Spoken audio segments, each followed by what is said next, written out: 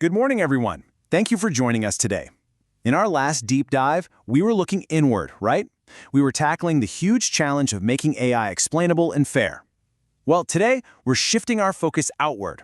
We're looking at the external threats, at a totally new kind of battlefield where the target isn't the hardware, it's the AI's mind itself.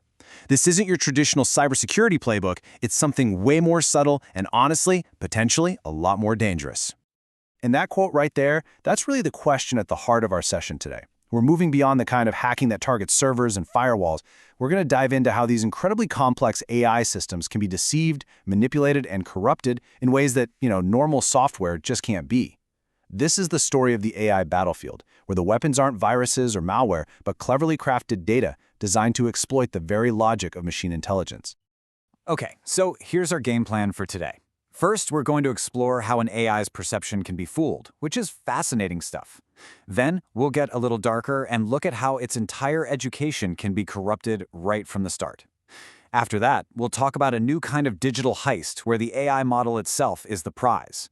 And finally, we'll wrap up by looking at the proactive strategies we can and must use to fight back. It's a full journey from threat to defense. Let's get into it. All right, our first stop is maybe the most visually striking and frankly mind-bending threat in AI security, the adversarial example. The best way to think about this is as the machine equivalent of an optical illusion. It's a technique specifically designed to exploit the fundamental differences between how you and I see the world and how a machine learning model has learned to represent it. This slide right here gives us a fantastic mental model for our entire discussion, breaking down the three main attack vectors we're covering. And I want you to pay close attention to the target and timing columns. Adversarial examples, they attack the AI's perception at the exact moment it's making a decision, what we call inference time. Data poisoning is more insidious. It goes after the AI's education way back during its training phase. And model stealing targets the AI's knowledge after it's already been built and deployed. Keeping this framework in mind will be really helpful as we go. So let's get into our first core question from the source material to really dig into this threat. What exactly is an adversarial example? The key word here, the one you absolutely have to remember, is subtly. This isn't just random static or a corrupted file. It's a precisely mathematically calculated attack. To really get it, picture an AI's knowledge as this incredibly complex high-dimensional map. On this map, the AI has learned to draw boundaries to separate different categories, like this whole region is cat, and this region over here is stop sign. Now, a normal picture of a cat falls smack in the middle of that cat region. An attacker takes that image and gives it a tiny, almost invisible nudge in a very specific direction. To our eyes, nothing has changed, but on that high-dimensional map, that tiny nudge was just enough to push the image across the decision boundary, and suddenly the model sees it in the given region, for example. And what's wild is it often classifies it as a given with super high confidence. It's a targeted exploitation of the statistical shortcuts these models learn. Now, this isn't just a theoretical problem or some digital party trick. It has profound, real-world safety implications. Which brings us to our second question. How does this threat actually show up in a critical system, like, say, an autonomous vehicle? This is where things get really serious. In a now famous demonstration, security researchers were able to fool a Tesla's perception system. And get this, they didn't hack its software. No, they just placed a few small, innocent-looking stickers on the road. To you and me, they're just visual noise. But to the car's neural network, those stickers created a powerful adversarial signal. The AI was tricked into thinking the lane was veering sharply to the left, and it actually tried to steer the car into oncoming traffic. In another experiment, a few pieces of tape on a stop sign made an AI classify it as a speed limit 45 sign. The attack surface has literally moved from the digital world into our physical one. All right, let's move to our next section, which builds on this idea.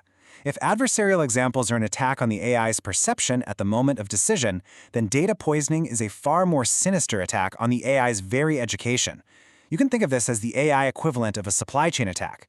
An AI is only as good as the data it's trained on, and if an attacker can corrupt that source of truth, they can sabotage the model's behavior in ways that are incredibly difficult to detect down the line.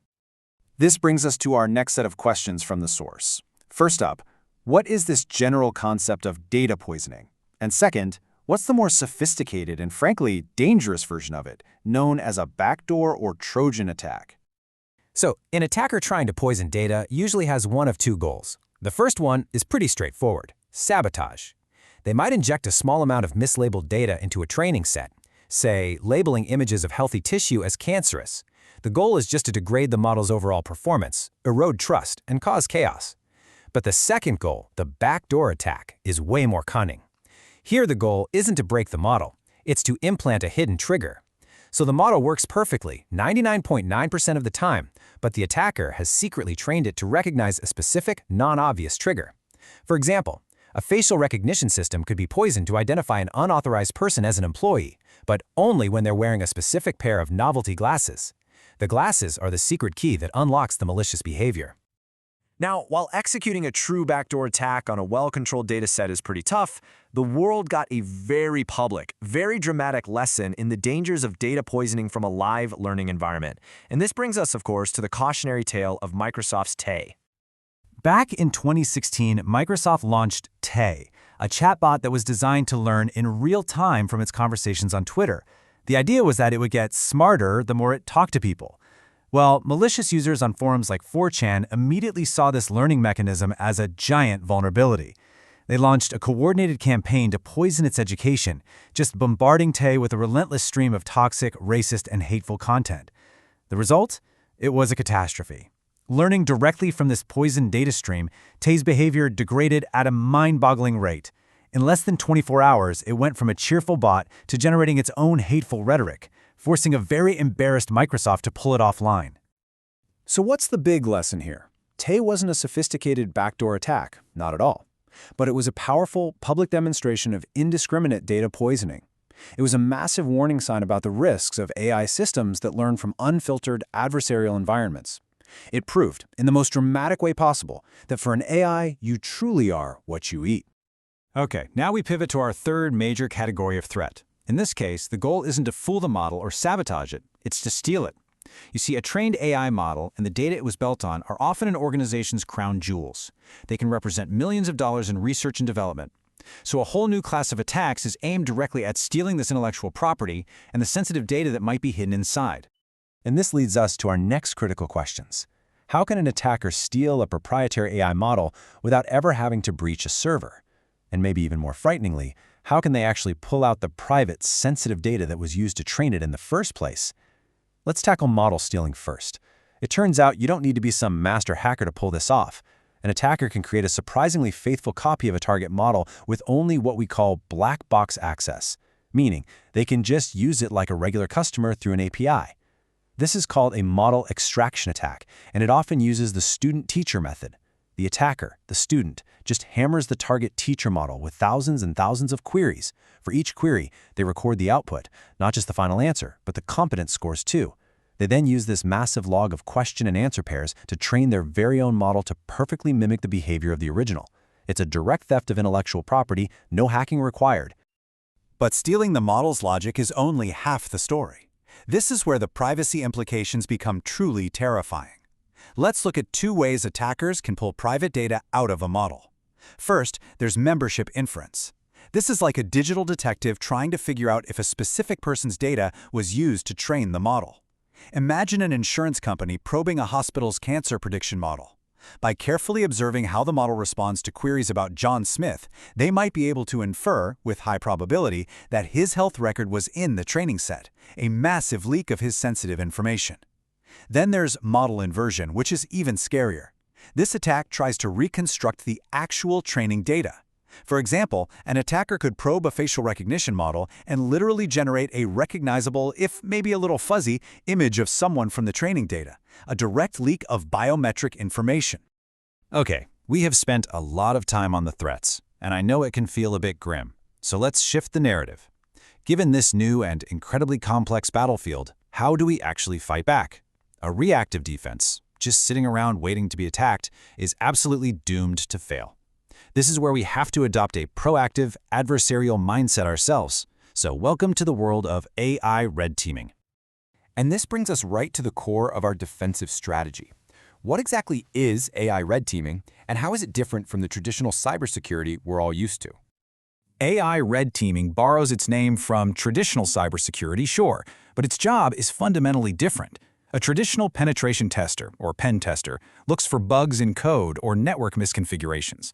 An AI red teamer's target is the model's logic and its entire data pipeline. Their job requires this really unique blend of skills. They have to think like a data scientist, a behavioral psychologist, and a security expert all at the same time, specifically to find the kinds of vulnerabilities we've just spent the last 15 minutes talking about.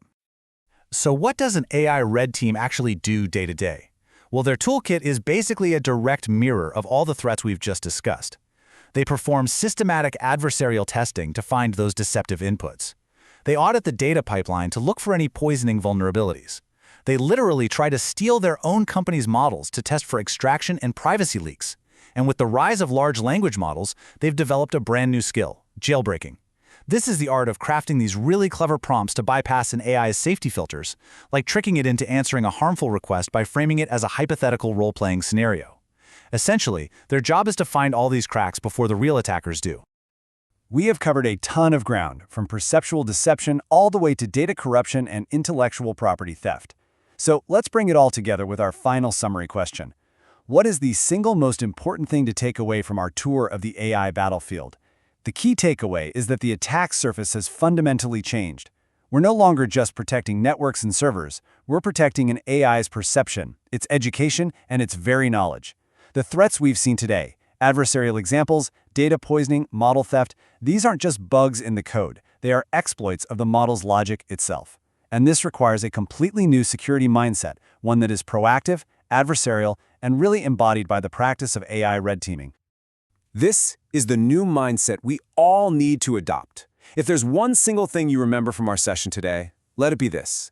AI security is no longer just about firewalls. It's about defending the integrity of the data pipeline and the logic of the model itself. This is the absolute, non-negotiable prerequisite for building a safe and trustworthy AI-powered future. So now that we understand the internal and the external threats to AI, a much bigger question starts to loom. Who makes the rules for all of this? We'll tackle that in our next deep dive, the global rulebook, Who Governs AI? Thank you so much for joining me on this tour of the AI battlefield. If you found this valuable, please subscribe to our channel, Tech AI and Beyond, for more deep dives into the world of technology. We'll see you next time.